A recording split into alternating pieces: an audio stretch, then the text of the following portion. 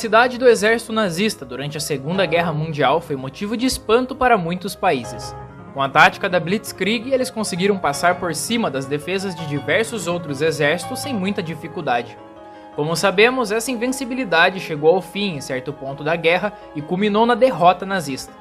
Após a queda da Alemanha, iriam ser descobertos projetos e protótipos de armas que, se tivessem sido construídas com sucesso, poderiam ter mudado completamente o destino da guerra, dando até mesmo a vitória à Alemanha nazista. No vídeo de hoje, vamos descobrir as mais impressionantes armas secretas do arsenal de Hitler. Sem mais delongas, bora viajar por mais uma história do mundo. Antes de abrir o arquivo e falar sobre as armas secretas, saibam que existiram centenas de projetos secretos dos nazistas ao longo de todo o período da guerra. Neste vídeo, é claro, não vou conseguir falar sobre todos eles, por isso escolhi os 5 projetos mais interessantes que encontrei. Dentre eles, há aqueles que foram somente idealizados e outros que realmente foram construídos e testados em combate, como por exemplo o primeiro aparelho da nossa lista. Seu nome é assustador, Golias, e aposto que você pensou em um tanque gigante que esmagaria até mesmo um prédio, não neste caso. O Golias, esse carinha aí, era basicamente uma mina terrestre com esteiras. Mas não pense você que isso era inofensivo por seu tamanho. Apelidado de Besouro pelos americanos, este aparelho foi inspirado em uma máquina francesa da Primeira Guerra, o torpedo terrestre Schneider. O Golias era controlado por um soldado com um controle remoto com cabo de 650 metros. Na teoria, o mini-tanque iria atravessar o campo de batalha até o tanque ou exército inimigo, e então o soldado iria detonar os 60 kg de explosivos contidos nele para mandar tudo para o ar. Foram produzidas 7.564 unidades dele, alguns com um motor elétrico e outros a gasolina. Mas no fim das contas era uma arma bem inútil.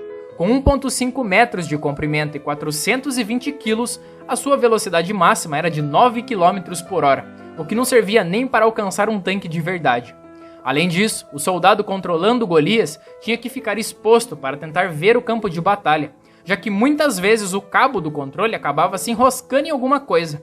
Pois é, a intenção do projeto era boa, mas no fim das contas esta arma do arsenal nazista não acabou sendo muito útil. A segunda arma da nossa lista também foi outra que saiu do papel e até foi utilizada em combate. O Messerschmitt Me-163 Comet foi projetado antes da guerra, em 1930, por Alexander Lippisch.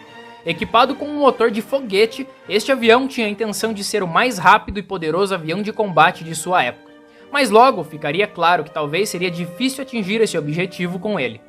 O avião decolava com uma velocidade altíssima, mas podia ficar no ar por no máximo 8 minutos antes que o seu combustível acabasse.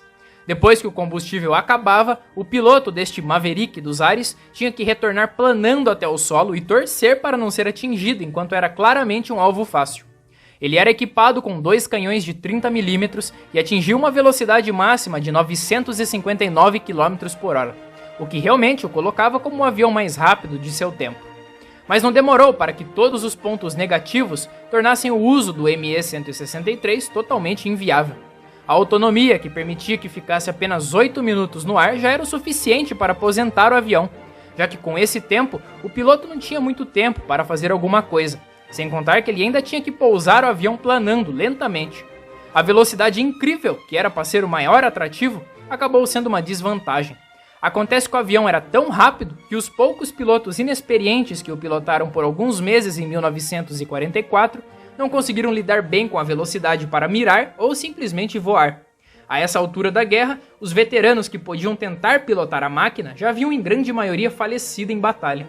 Com tantos pontos negativos, o Me-163 Comet acabou sendo aposentado rapidamente do combate. E se você achou esse avião incrível, espere só até conhecer a arma secreta número 5. A terceira arma, comparada com as outras da lista, foi talvez a mais bem sucedida em combate. A Fritz X foi a primeira bomba inteligente da história.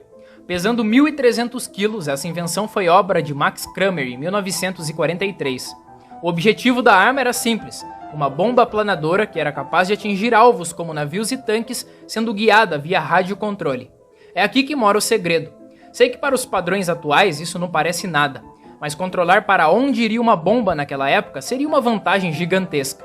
O mecanismo da bomba era simples, contando com flaps em seu corpo que podiam ser controlados através de um transmissor que ficava na bomba e possibilitava que ela fosse guiada remotamente através de um radiotransmissor. Essa arma foi uma grande vantagem no arsenal nazista e foi utilizada em diversas batalhas ao longo da guerra. Ela ficou famosa pela destruição do encouraçado italiano Roma, em setembro de 1943. Em 44, os aliados, para tentar driblar a bomba inteligente, começaram a utilizar dispositivos que atrapalhavam as ondas de rádio que possibilitavam o controle dela. A única falha do projeto, por assim dizer, era que a bomba era incompatível com a grande maioria das aeronaves de sua época, o que fazia com que poucos aviões conseguissem carregar e utilizá-la em combate. Se tamanho é documento, a arma número 4 da lista com certeza é algo a se temer. A Schwerer Gustave foi uma das maiores armas já utilizadas em combate. A linha Maginot foi um complexo de fortificações construído em 1935, que os franceses fizeram na fronteira com a Alemanha para impedir invasões. Os nazistas logo perceberam que a solução para a linha Maginot poderia ser a construção de um canhão gigantesco. O resultado foi o Gustave, um gigante que pesava 1.350 toneladas, tinha 46 metros de comprimento e 12 metros de altura. O peso do Gustave sozinho era equivalente a 20 tanques Tiger II, os maiores da Segunda Guerra. O objetivo de utilizar ele para invadir a França fracassou, já que os alemães simplesmente invadiram a Bélgica e a Holanda e deram a volta na linha Maginot. O canhão podia disparar a cada 15 minutos, e os projéteis atingiam até 12 km de altitude e até 46 km de distância. O problema já começa na durabilidade.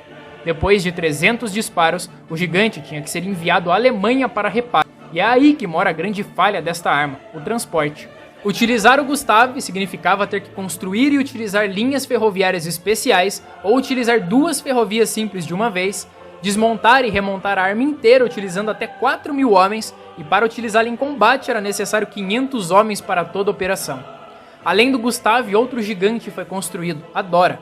O Gustave foi utilizado no cerco de Sebastopol em 1942, destruindo fortificações soviéticas com 48 tiros, até que o cano ficou gasto e inutilizável. Quanto a Dora, sabe-se que foi enviada a Stalingrado, porém não participou da batalha. No fim das contas, este foi mais um projeto que saiu do papel, mas que no fim era inviável por questões bem óbvias. O fato de que qualquer avião da época poderia fazer o papel do Gustave facilmente foi o que fez com que a arma fosse utilizada pouquíssimas vezes. A última invenção da nossa lista é a única que não chegou a ser utilizada em combate, mas se fosse, poderia ter mudado a maneira que ocorriam as batalhas aéreas. No final da década de 30, um protótipo de avião que parecia uma espécie de boomerang começou a ser construído por Walter Horten, um major da Luftwaffe, e Reimer Horten, um tenente alemão. Os irmãos achavam que conseguiriam construir a aeronave mais dinâmica já vista até então. Horten 9 é como foi inicialmente chamado o projeto, do que poderia ter sido o primeiro caça de combate invisível a radares.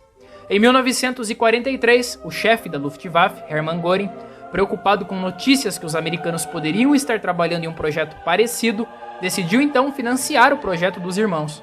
A moderna aeronave deveria atender a 3 requisitos: uma carga de bomba de 1.000 kg, um raio de ação de 1.000 km e atingir uma velocidade com carga de até 1.000 km por hora. Para conseguir essa proeza, o avião deveria ser equipado com motores a jato. Em 1944, o Horten 9 se tornou um projeto oficial do Reich e passou a ser chamado de Horten Ho 229. Os primeiros protótipos construídos tiveram que ser feitos em madeira compensada e pintados com uma mistura de cola e carvão, já que a essa altura da guerra o aço era algo escasso para os alemães. Isso parecia um problema, mas acontece que por conta disso o avião se tornou indetectável aos radares da época, o que iria tornar um dos primeiros aviões stealth da história. A aeronave chegou a fazer 2 voos de teste, onde no segundo voo, uma falha nos motores ocasionou na morte do piloto. Mesmo com um acidente, a produção de 40 aviões deveria ocorrer, já que o feedback do primeiro teste, onde ninguém morreu, tinha sido incrivelmente bom. O projeto acabou em abril de 1945, quando os americanos capturaram a base do Horten Ho 229 e levaram os 2 protótipos embora, dando um fim ao sonho da aeronave suprema.